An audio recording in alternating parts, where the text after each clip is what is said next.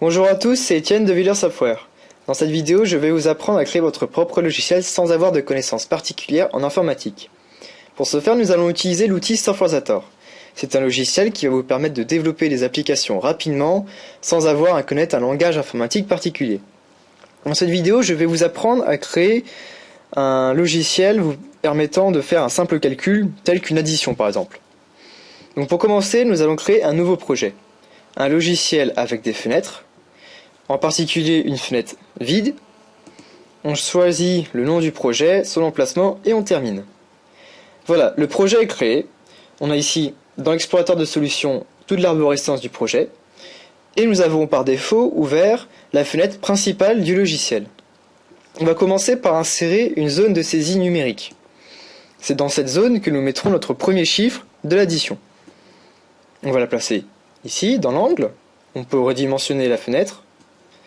Et puis on peut ajouter une seconde zone qui nous permettra de mettre le deuxième chiffre. Voilà. Et enfin, on va ajouter un bouton qu'on va déplacer et redimensionner et qui nous permettra de faire notre fameux calcul. Ensuite, le but du jeu ici, c'est de récupérer la valeur de cette zone-là et de celle-ci, d'additionner les deux et de l'afficher lorsque l'on clique sur le bouton. Donc pour commencer, ici, maintenant qu'on a fait l'interface, on va devoir passer aux fonctions. Pour cela, on va sélectionner notre bouton et on va faire en sorte qu'une fonction va s'exécuter lorsque l'on va cliquer sur ce bouton. Donc pour cela, on va en bas et on clique sur lier le contrôle à une fonction. On choisit l'événement clic qui s'exécute lorsque l'utilisateur va cliquer sur le bouton. On entre le nom de la fonction et on termine. Voilà, on est passé dans l'éditeur de fonctions. Vous voyez ici en bas, on a les deux éditeurs. Dans cet éditeur, on va pouvoir ajouter ce qu'on appelle des actions. Donc une action, ça peut être par exemple faire un calcul, afficher un message, créer un fichier, se connecter à une base de données, et d'autres choses comme ça. Softwarezator 2012 possède environ 350 actions différentes. Ici, nous allons commencer par récupérer le contenu de ces deux zones-là. Pour ce faire, nous allons devoir créer deux variables. Nous allons dans l'onglet Projet, Gestionnaire de variables, et on choisit notre projet. Alors d'abord, à quoi sert une variable ? Une variable, ça va nous permettre de conserver en mémoire des données temporairement qui nous sont importantes durant l'exécution de notre logiciel. Alors ces données, ça peut être du texte, des nombres, des images, des fichiers, tout ce que vous voulez en fait. Donc on va ici créer deux variables qui va s'appeler nombre A, puis une variable qui va s'appeler nombre B, et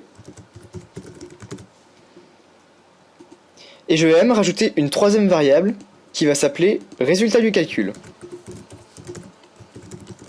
Alors vous l'aurez sûrement compris, notre variable nombre A sera égale à la valeur de la première zone de saisie numérique, le nombre B sera égal à la valeur de la deuxième zone, et enfin le résultat du calcul sera égal au résultat de l'addition.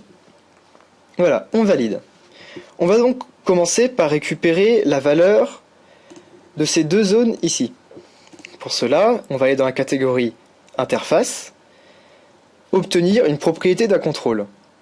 Un contrôle, quand on dit contrôle, ça peut être un bouton, une zone de saisie numérique comme on a ici, une zone de texte, un menu, tout ce que vous voulez. Tout ce que vous voulez qui appartient à l'interface bien sûr. Donc ici on va sélectionner notre première zone numérique et on va récupérer la propriété value qui sera égale en fait à la valeur saisie par l'utilisateur. Et enfin, cette valeur, on va l'enregistrer dans notre variable nombre A. On valide, on va refaire le même procédé mais pour notre seconde zone de saisie numérique. Cette fois-ci on l'enregistre dans la variable nombre B. Et maintenant qu'on a fait ça, on va pouvoir effectuer notre calcul. C'est très simple, il suffit d'aller dans la catégorie mathématiques et on ajoute une action calcul. Voilà. Maintenant, dans cette action, ce qu'on veut faire, c'est la valeur du nombre A plus la valeur du nombre b. Sauf qu'ici, vous voyez, on peut ajouter des nombres, on peut ajouter des plus, des moins, des multipliés, diviser, mais on ne peut pas vraiment ajouter de variables.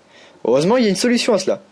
Il vous suffit de cliquer sur le petit bouton à côté de l'éditeur, et vous allez pouvoir sélectionner une variable, nombre A, et voilà, une syntaxe s'ajoute à votre éditeur. Ainsi, la valeur de la variable nombre A sera utilisée. Maintenant, il suffit de faire plus la valeur du nombre B, et voilà, l'addition est effectuée. Il n'y a plus qu'à enregistrer ce résultat dans la variable résultat du calcul.